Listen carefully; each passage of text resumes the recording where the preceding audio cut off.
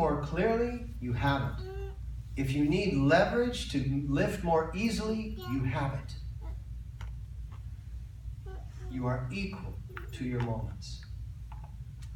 So, if time accumulates in history, right? Moments seem to pass, and you accumulate this historical data of not matching your moments. Your moments are greater than you. When you finally come to the realization that you haven't, your realization is, I'm depressed. That's a realization. I'm depressed. All it means is that I've accumulated a memory of moments that I have not considered myself equal to. Now, I've done that passively. It may have been days, weeks, months, or even years. So in order for me to undo that, I'm going to have to pass through the moments coming, not passively, but assertively. I must assert my equality. And when I have enough assertion in enough moments of I'm equal, even if I go, I have no idea how I'm equal, but I'm equal because science says I'm equal. I don't know. Okay. I am who I am, that is that. I am who I am, that is that. I remember one time they took me rappelling. How many have ever gone rappelling? It's repulsive. Until you get that hang of it. The moment is full.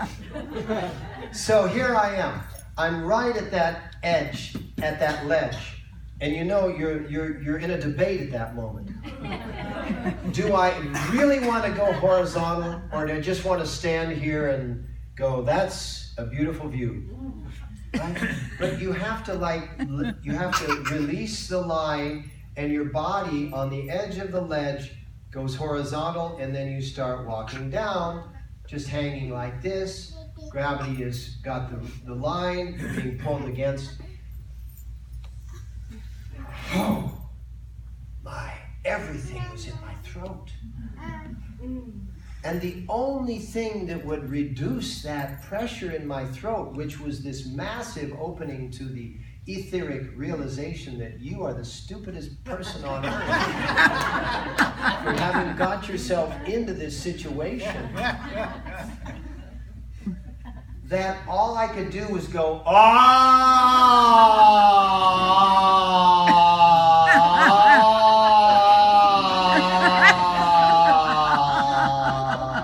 and I suddenly realized that the mantra "ah" was really effective.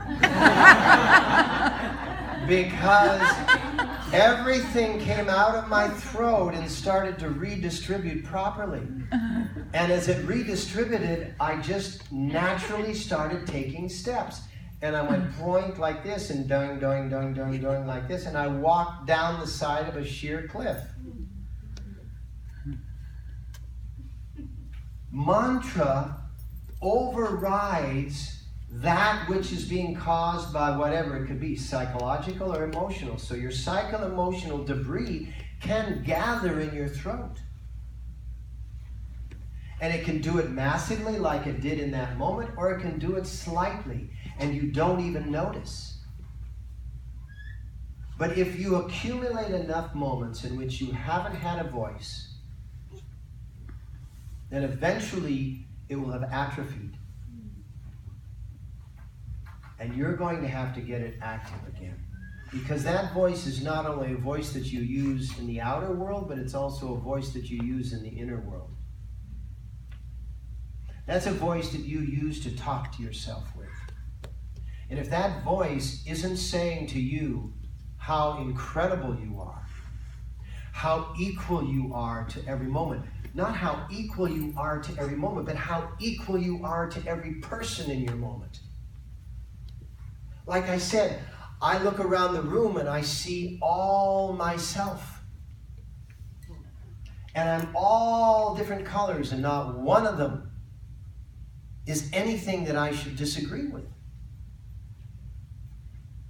But it doesn't mean that any one of you that's kind of a pixel in my picture is my total picture. You're a part of my picture. Even if one of you is a complete jerk. No offense. Because if one of you is a complete jerk, that gives me the capacity to recognize that I have other possibilities. When are you going to need a jerk in your world? When you don't want to be a pushover, yes?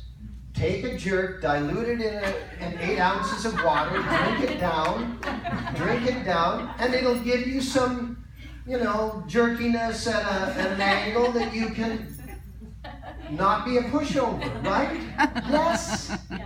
And every once in a while, you should be a complete jerk. I can remember, don't ever get on a board of more than like 2 people. I'm on a board of 17, and you have to listen to everyone say the same thing at every moment. Okay, let's start over now. And, the. So, I got fed up. We have telephone conference calls every week, but every once in a while we have it in person, and that was an opportunity. And I just was the jerk of the meeting. And you've never seen that side of me, perhaps, but it's beautiful. I mean, it is beautiful in its ugliness. And its ugliness is so ugly. You can't get uglier. How many in here have that side to themselves? Right? I don't mean you to show it off in a lot of times. If you're not raising your hand, by the way, you're either lazy or lying. Because we all have the full 64 crayon box, right? We got all the crayons in our box.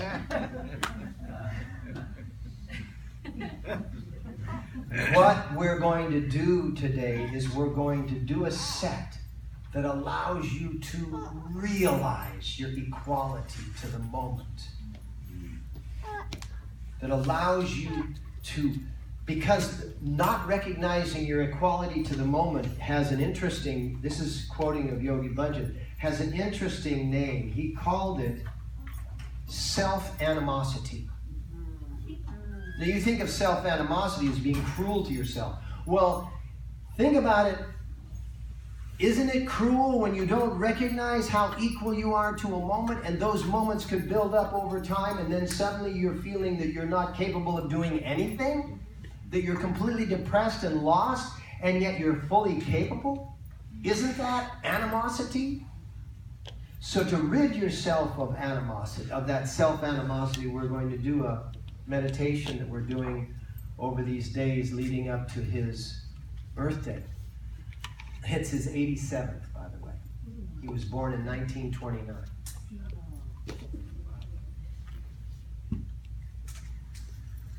Good. Are we good? Excellent. Are we equal? Yeah. In a moment of equality, being in the midst of an election cycle,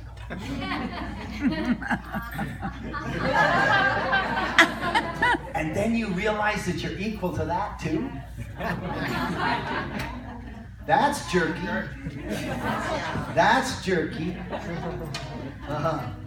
Whoa. Yeah. Take hold. You gotta laugh. You gotta laugh. Take hold of your knees and let's stir the bowl of the pelvis with